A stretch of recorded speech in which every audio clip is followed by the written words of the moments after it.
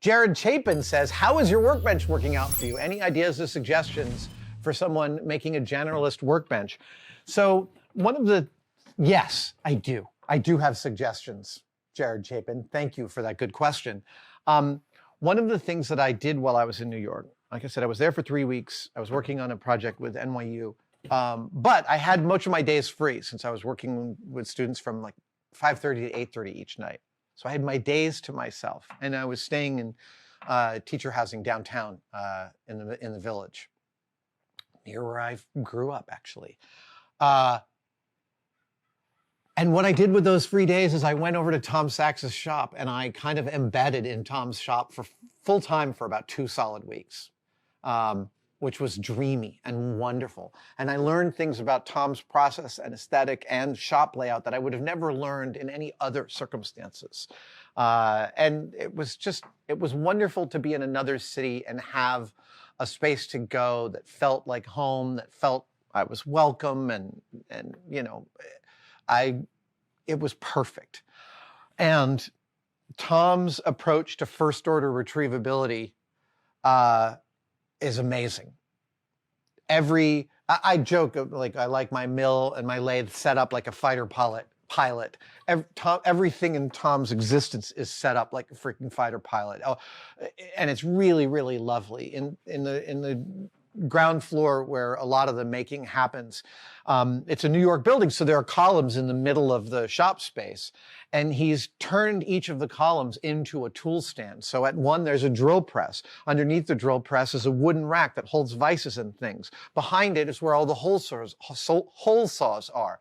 To the left of it is where all the drills and drivers. And on the other side are all the countersinks and pre-drilling drills. And then on the bottom are Forstner bits. And it is basically just like a first order retrievability dream come true. And I am totally adding things to my shop and to my benches that are part of this. Now there's a piece that I just got. Where did it go? Hold on. It's bright. There it is. Will you hand me the yellow thing right there? Yep.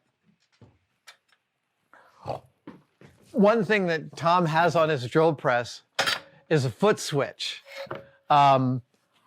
I just put one on my drill press. I didn't film it because my camera was out of batteries and I didn't have a charging cable, but I put a foot switch on my drill press, and it's like, I'm so happy about it. And then I found this one for like 50 bucks on eBay.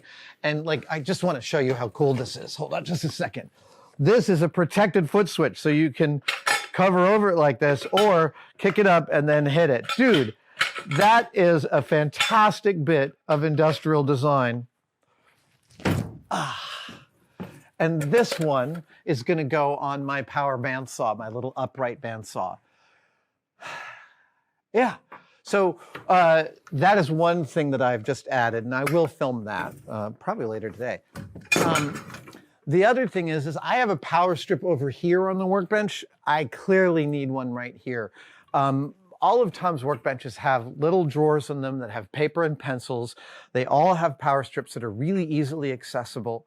And I have to admit, I did a build recently where I actually took all of my Dremel bits and I put them in a drawer here at the bench because I realized I used the Dremel much more than I thought. I then went on and watched Stefan Gotzevinter's year-end compendium of his favorite shop tools.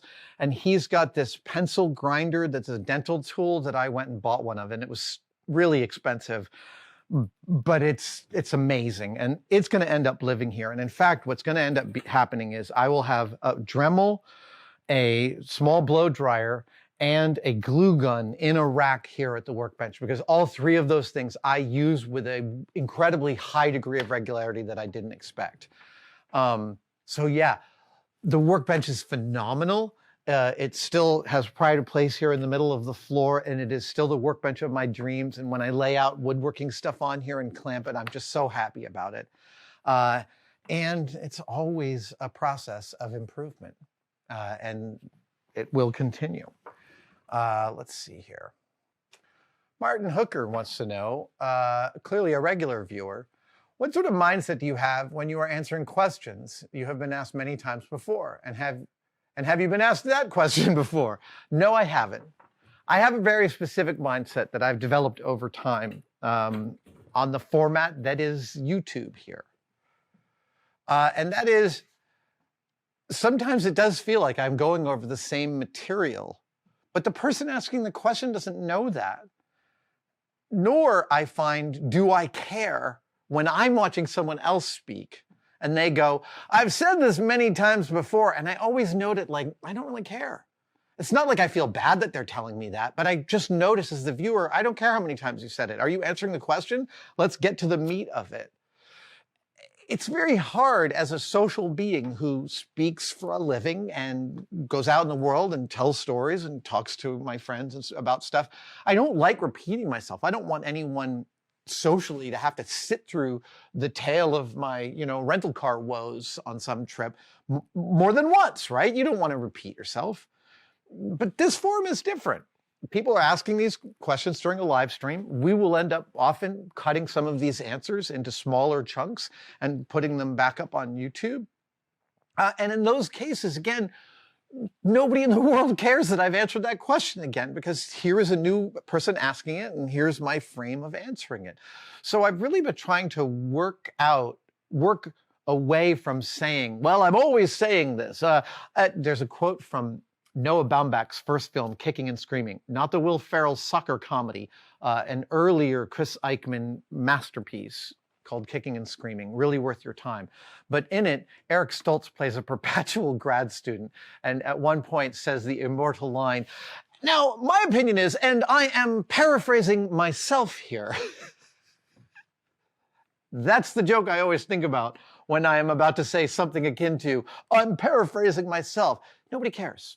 So I just try and hold the mindset of each question exists in and of itself. And if I have a point of view that feels germane to answering that question, I'm going to answer it. I recognize regular viewers might have heard me give several versions of the same response to a new thing.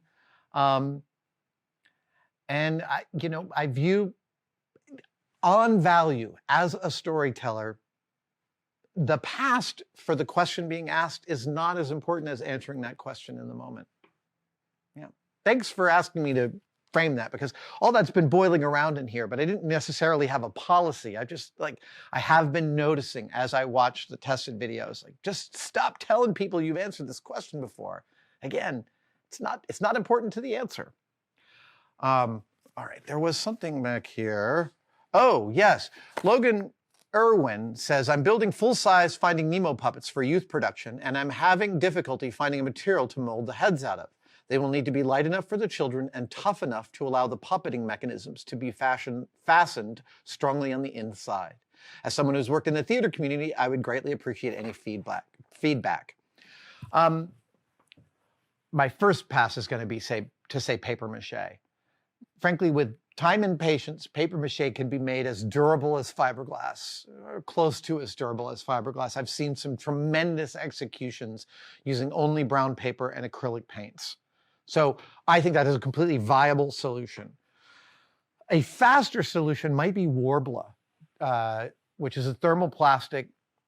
If you're making fish heads, my assumption would be, are they all different sizes? You could buy like a plastic fish and put a little mold release on it, like just almost some like Pam cooking spray, honestly, would probably work. And then heat up Worbla and make fish head halves molded over a real fish head. You just wear a pair of gloves, you bring the Worbla out of a low temperature oven that is soft, and you mold press it around the fish. I say this as someone who has not worked extensively with Worbla. I just understand its thermoplastic properties. So I am positive there are tutorials for working with Worbla that are way more,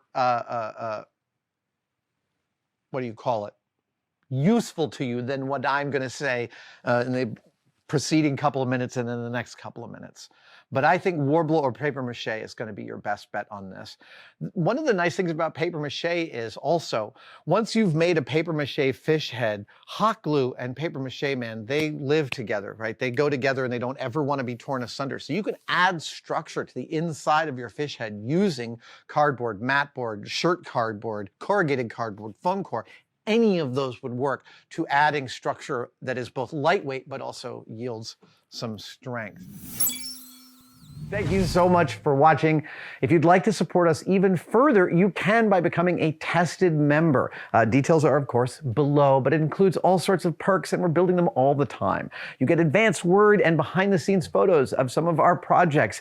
Questions, you get to ask direct questions during my live streams, and we have some members-only videos, including the Adam real-time series of unbroken, unedited shots of me working here in the shop. They are weirdly meditative. Thank you guys so much. I'll see you on the next one.